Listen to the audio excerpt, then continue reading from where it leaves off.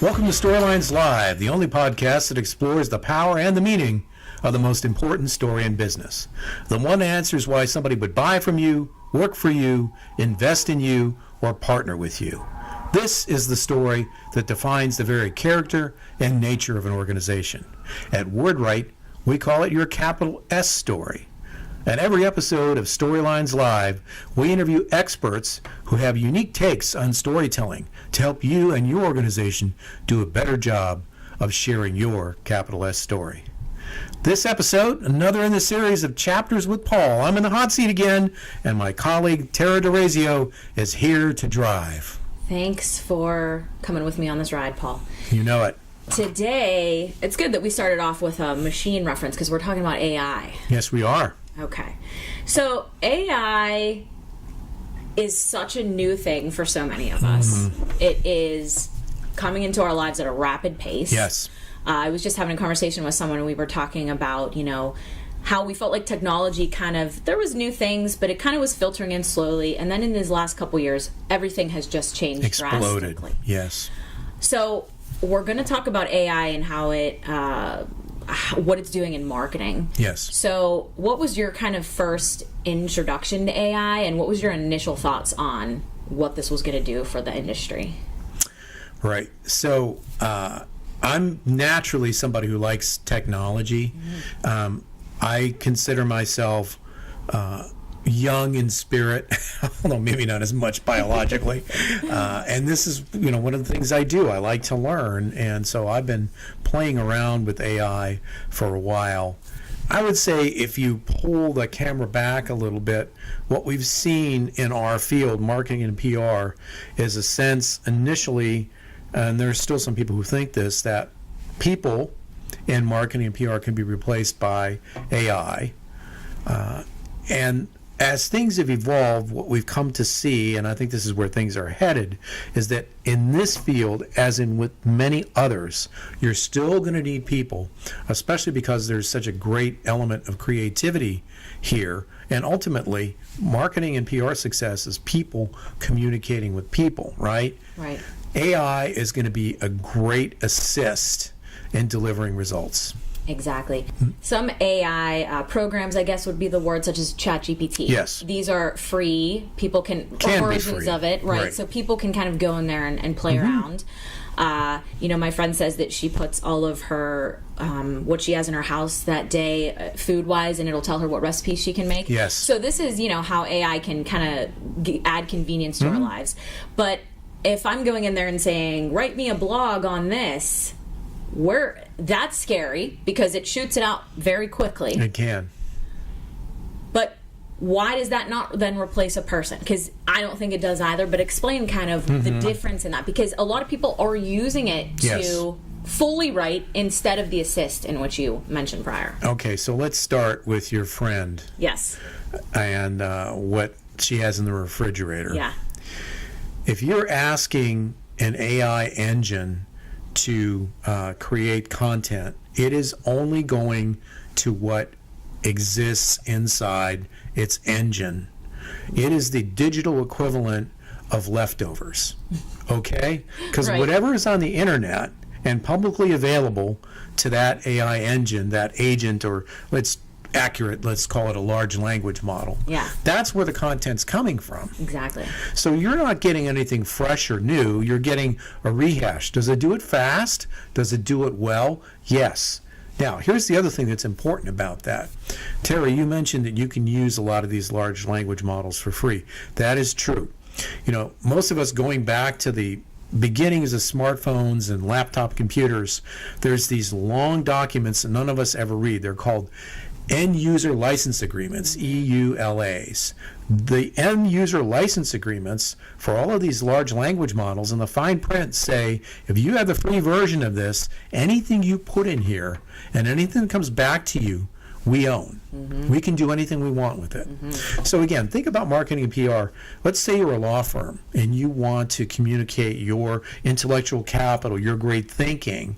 If you're using a free version of a large language model, you're going to have trouble enforcing a copyright on that, Right. because you clicked the little button in the long agreement that you didn't read that said, in order to train our large language model, we have access to your content and we can do anything we want with it. And, 2 years from now, somebody at another law firm looking to write a blog and doesn't have the time can go in and pull your thinking out of the large language model and use it for their own purposes. Right. I think people forget that in this almost beta time that we're in, Exactly. it is being trained. So Yes. everything that people are putting in, and that's why, people that are putting in confidential material, that's a very important point. Know that it's not confidential. And not that That's anything right. on the internet really ever is. Right. But these are being used to train and to make these AI language models better and more efficient. Mm-hmm. But as you said, they can only pull from what exists, which is not the same as a human brain that can create something that does not exist to this Right. day.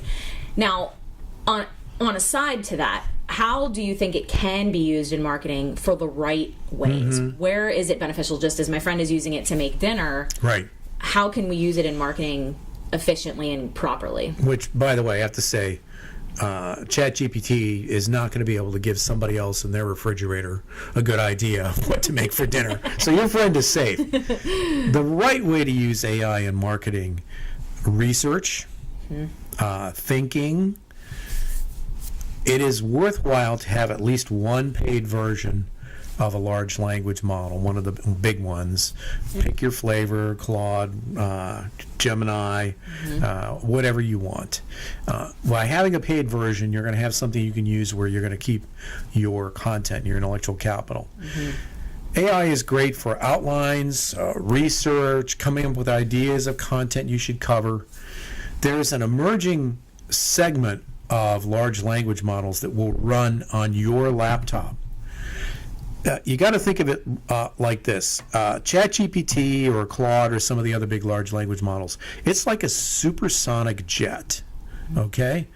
Do you really need ChatGPT to do everything when it comes to making effective use of AI? No. Do I need a Ferrari to go to the corner store and get milk? Well, it might be fun to drive it, but no, I don't. And there's a lot of computing power that's sucked up by these large language models. I have one on my laptop called Olama, which just is on my laptop. So, for instance, we're sitting here recording today, and I've got my book here. So I put the text of the book, 50,000 words, into Olama, and I asked it, what are some topics from the book, stuff I've already written, Right. stuff that's not out there on the internet that somebody can steal from another large language model, and what are some good blog topics from the book? Yeah. That's a helpful use. Right. And anybody can do that kind of stuff. Right.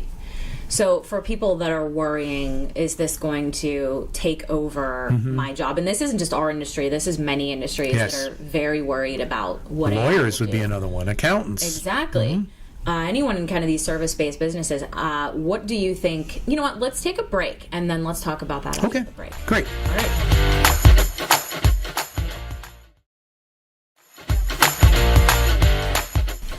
All right, we're back. So before the break, we were discussing, is AI really going to take over jobs? And we're going to focus this on our industry, marketing, PR.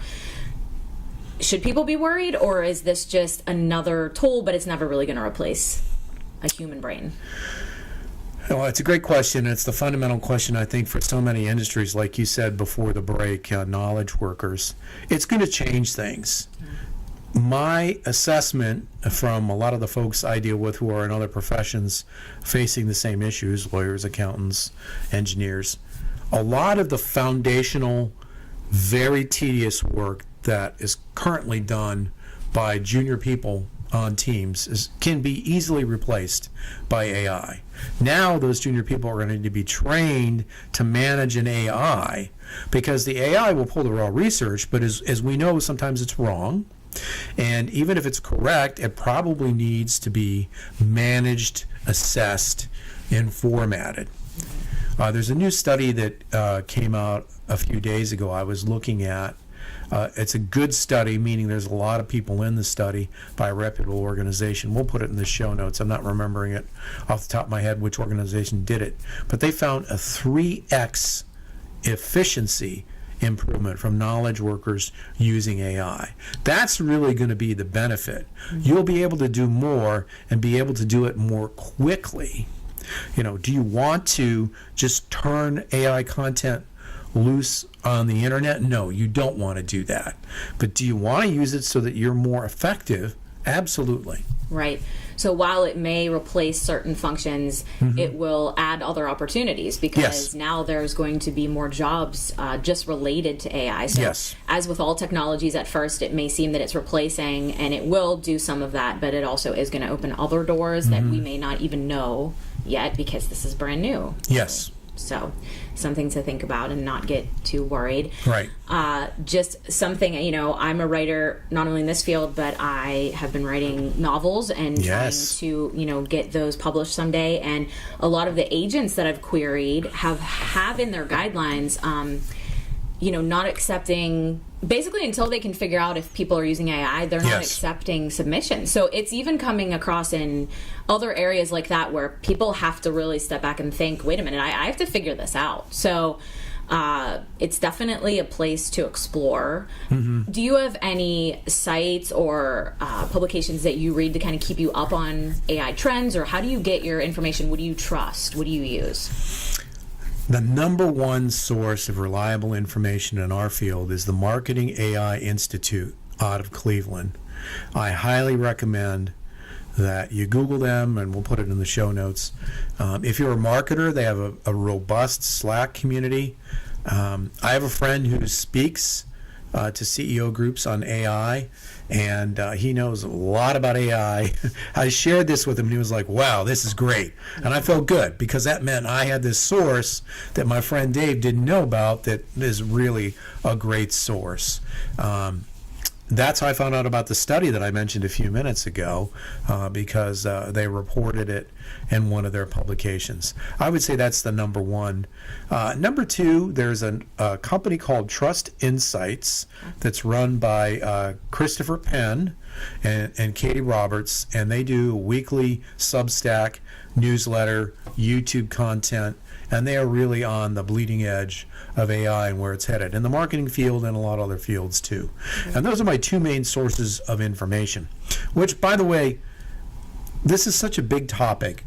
If anybody can tell you with certainty what's going to happen with AI in the next year, I'm going to predict they're wrong. Right. It's just moving too fast and going in directions we don't know about. So if you feel like you don't know enough about AI or you're behind the curve, that's okay. It's just too big for any one person to be able to put their arms around it and give you a declarative, definitive statement about the future of AI. Just take baby steps, get one of the large language models, and explore. I think that's a sentiment of a lot of people is, oh no, I'm behind, and you're not. We're all running at the same speed trying to figure it out.